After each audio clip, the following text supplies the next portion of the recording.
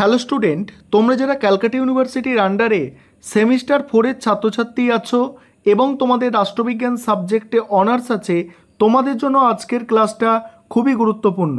আজকের ক্লাসে তোমাদের CC9 পেপারের মক টেস্টের প্রশ্নপত্র নিয়ে আলোচনা করব এবং আশা রাখি এই মক টেস্টের প্রশ্নপত্র থেকে তোমরা 60%-এর বেশি প্রশ্ন কমন পাবে।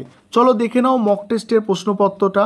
তোমাদের CC9 পেপার যেটা আছে তোমরা জানো গ্লোবাল পলিটিক্সের ওপর এই পেপারটা থাকে তোমাদের। প্রথমে দেখো 15টা আমি এসএকিউ প্রশ্ন যেগুলো রেখেছি তোমরা দেখো। প্রথম প্রশ্ন আছে দেখো, স্নায়ু যুদ্ধ কী? দ্বিতীয় প্রশ্ন, মার্শাল পরিকল্পনার মুখ্য উদ্দেশ্য কী ছিল? 3 নম্বর প্রশ্ন, সুয়েজ সংকট কোন বছর হয়েছিল? 4 নম্বর, কোথায় কোথায় ভেলভেট বিপ্লব সংগঠিত হয়? তারপর দেখো পরের প্রশ্ন, ন্যাটো কোন সালে প্রতিষ্ঠিত হয়? নেক্সট আছে প্যান আফ্রিকানিজম এর কেন্দ্রীয় ধারণাটি কী? পরের প্রশ্ন আছে দেখো, 1992 সালে ম্যাট্রিক্স চুক্তির একটি প্রধান উদ্দেশ্য উল্লেখ করো। নেক্সট আছে ব্রিক্সের সম্পূর্ণ রূপ কী? ট্রুম্যান নীতি কী? ওপেকের দুটি সদস্য রাষ্ট্রের নাম। নেক্সট আছে 1972 সালে সিমলা চুক্তির কেন্দ্রীয় বিষয় কী ছিল? নেক্সট ব্রেক্সিট কি? নেক্সট আছে ভারত কোন দেশের সঙ্গে এবং কবে সিন্ধু জল চুক্তি স্বাক্ষর করেন? নেক্সট আছে শ্রীলঙ্কার বর্তমান আর্থিক সংকটে শ্রীলঙ্কার নাগরিকদের জন্য ভারতের সহায়তার একটি উদাহরণ দাও।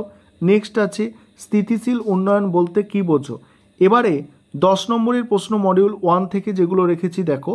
তোমাদের 10 নম্বরের প্রশ্ন মডিউল 1 থেকে দুটো দেওয়া থাকে, একটা লিখতে হয়। আমি যে দুটো প্রশ্ন রেখেছি, প্রথম প্রশ্ন হচ্ছে একবিংশ শতাব্দীর আন্তর্জাতিক রাজনীতিতে সার্বভৌমত্বের প্রশ্নে বিশ্বায়নের গুরুত্বপূর্ণ প্রভাব সংক্ষেপে আলোচনা করো। এই প্রশ্নটা মানে একটু ছোট করেও আসতে পারে, যেমন সার্বভৌমত্বের ওপর বিশ্বায়নের প্রভাব, এইভাবে প্রশ্নটাও দিতে পারে। তারপরে দ্বিতীয় প্রশ্নটা রেখেছি আন্তর্জাতিক রাজনীতিতে প্যালেস্টাইন সংক্রান্ত প্রশ্নগুলির তাৎপর্য আলোচনা করো। এটা মোস্ট ইম্পর্টেন্ট প্রশ্ন, আমার মনে হচ্ছে এই প্রশ্নটা তোমরা অতি অবশ্যই কমন পেয়ে যাবে। তারপরে যে কোনো একটি প্রশ্নের উত্তর দাও। 15 নম্বরের যে দুটো প্রশ্ন রেখেছি, একটা প্রশ্ন আমি 2022 সালের প্রশ্নপত্র থেকে নিয়েছি। ব্রেক্সিটের পরবর্তী সময় ইউরোপীয় ইউনিয়নের সংশ্লিষ্ট উল্লেখযোগ্য বিষয়গুলি আলোচনা করো এবং ভবিষ্যতে আন্তর্জাতিক রাজনীতিতে ইউরোপীয় ইউনিয়নের সম্ভাব্য ভূমিকা সম্পর্কে তোমার মতামত কী? এই প্রশ্নটা আমি 2022 সালের প্রশ্নপত্র থেকে নিয়েছি।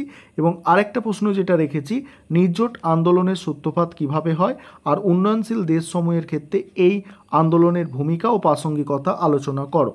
এবার মডিউল 2টা আলোচনা করব, তার আগে একটা বিষয় তোমাদের বলার আছে যে তোমাদের জন্য অনলাইন কোচিং ক্লাস চলছে। তোমরা যারা এই সেমিস্টার বা পরের সেমিস্টারের জন্য অ্যাডমিশান নিতে চাইছো, এই নম্বরে যোগাযোগ করবে 9123005218 এই নম্বরে তোমরা যোগাযোগ করতে পারো। এছাড়া তোমরা কেউ যদি স্টাডি মেটেরিয়াল পারচেস করতে চাও পরীক্ষার সময়, সেক্ষেত্রেও তোমরা এই নম্বরে যোগাযোগ করতে পারো। দেখো এবার মডিউল 2 থেকে যে দুটো প্রশ্ন রেখেছি 10 নম্বরের, ভারত বাংলাদেশের মধ্যে একটা সম্পর্ক আছে। দ্বিতীয় প্রশ্ন আছে 2000 সাল থেকে সংগঠিত বিভিন্ন আন্তর্জাতিক সংকটে মানবাধিকার রক্ষায় সম্মিলিত জাতিপুঞ্জের বিভিন্ন উদ্যোগ, অর্থাৎ এই প্রশ্নটা ঘুরিয়ে আসতে পারে যে মানবাধিকার রক্ষায় সম্মিলিত জাতিপুঞ্জের ভূমিকা। 15 নম্বরের যে প্রশ্নগুলো আছে, প্রতিবেশী বৈদেশিক নীতিতে প্রতিবেশী প্রথম কিভাবে নেপাল, ভুটান, শ্রীলঙ্কার সঙ্গে সম্পর্ককে প্রতিফলিত হয়েছে তা আলোচনা করো। পরের প্রশ্ন আছে বাস্তব রাজনীতির প্রেক্ষিতে ভারত ও পাকিস্তানের মধ্যে সম্পর্ক আলোচনা করো। এই ছিল তোমাদের মক টেস্টের প্রশ্নপত্র।